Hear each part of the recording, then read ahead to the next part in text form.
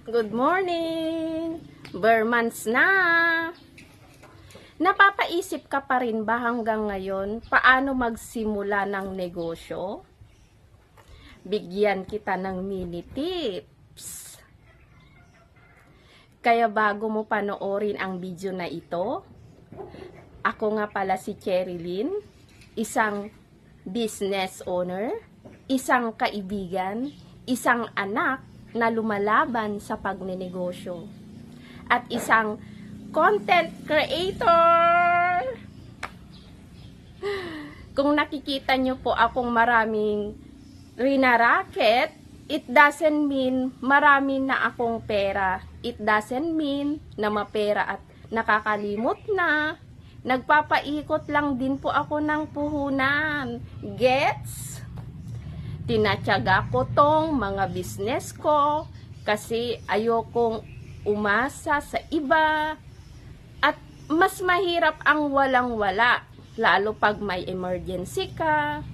Kaya gusto ko maging maayos lang ang pinagkakakitaan ko. We have our own little battles at kanya-kanyang problema. Maybe hindi lang sa akin halata kasi nga pinupursigi ko, nagsisikap ako, minsan nga ang hirap na, pero I never quit, I always stay positive. Mas powerful ang mind na may kasamang action.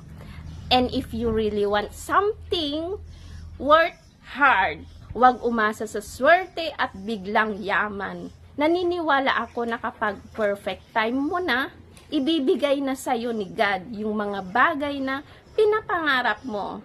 So, salamat po sa Panginoon na laging gumagabay sa amin. Salamat sa araw-araw, Panginoon. Thank you, Lord. Yun lang. At saka, huwag kalimutang i-like and share my Facebook account, Cheche Business and Vlog. So, yun lang. Bye-bye! Tara, magnegosyo na tayo.